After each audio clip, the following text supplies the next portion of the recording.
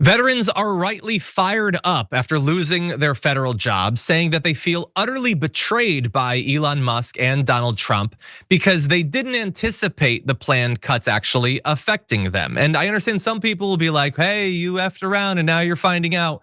These are good people who have worked in important positions for a very long time after serving their country in the military, and now they're being fired pointlessly, doing damage to the capacity for us to provide these services in communities around the country. And so it is good that they're angry and they're speaking out. Be inviting when people admit that they were perhaps wrong. I want them to be a part of what we're trying to do to stop this damage from happening. But I want to profile a couple of examples. The first is Nathan Hooven, a disabled Air Force veteran who did, yes, vote for Donald Trump in November and has now been fired by Donald Trump. He said, I think a lot of other veterans voted the same way, and we have been betrayed. He worked at a Virginia medical facility for veterans. So he's a veteran who's helping out other veterans, or was. I feel like my life and the lives of so many like me, so many that have sacrificed so much for this country, are being destroyed. I've been blindsided. My life has been completely upended with zero chance to prepare. I was fired without notice, unjustly, based on a lie that I'm subpar, poor performer at my job. And so imagine that. Not only do they fire you, but they lie about you. They spit in your face as they shove you out the door, implying that it's your fault that you're being fired and not just that it's capricious firings being done by 17-year-old twinks running around the government.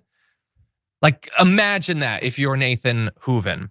And also, and it's a reminder, by the way, when Republicans are like, well, it's the same thing as Clinton did in the 90s. They didn't just blanket fire thousands of veterans. They had a process over the course of a half year where there was consideration, there were reports, impact assessments. People had some idea if their job was on the line. They weren't just fired out of the blue and then given a terrible performance review, which will probably hurt their ability to get other work. This is deeply insulting.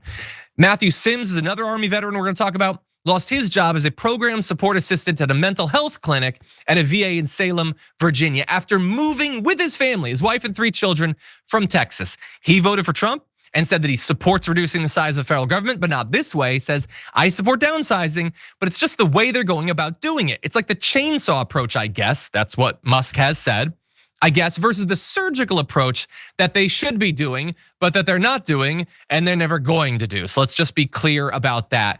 By the way, the first dude, Nathan, fired from a Virginia medical facility for veterans. The second dude worked at a mental health clinic at a VA. Both of them just trying to continue to help veterans, and they've been fired. Is it really surprising that when the Republicans talk about their cuts, they're like, well, there's transgender mice, and there's a comic book I don't like in Laos or whatever, and there's an opera in Argentina. Yeah, no, I know that was like $30,000 or whatever. It wasn't even USAID, but it was $30,000. What was transgender about this exactly? What was woke about this veteran doing mental health services for other veterans? What was DEI? What was CRT about all of this? It's weird that they're not talking about the impact this is having on people that they pretend to venerate.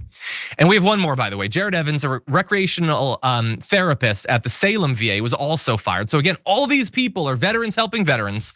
Evans said a patient had just told him how much he appreciated his work when he received his email. He had moved from California with his wife, 3-year-old son, and 1-year-old daughter for a job that he had long wanted. Quote, he was the only one working in his family. He said he feels scared, numb, and angry. I cried. I haven't done that in a while because you're just kind of free falling now. You're in an area to where you're not really familiar with, and you're just being left out to dry. And you will get, no, you're not gonna get any consideration. Trump is never gonna bring you to the State of the Union. Republicans, if you show up at like a Republican town hall and you act mad about this, they're gonna call you a paid protester.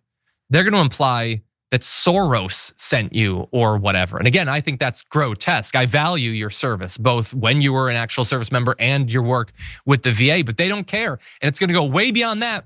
They're planning to cut 80,000 employees from Veterans Affairs. And I just want you to picture the biggest stadium you can imagine, filled entirely with the employees, overwhelmingly vets themselves, okay? Just from one section of the government that they cut, let alone all of the other veterans and the other MAGA people, the other conservatives being fired without any consideration by Elon Musk and his incel crew.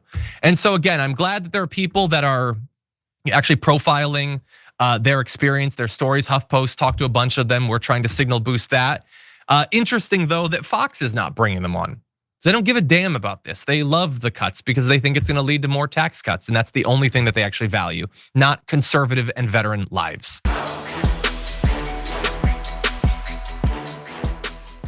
When you click the join button and become a tier 2 member, you get access to all of our weekly top 10 lists. What are you waiting for?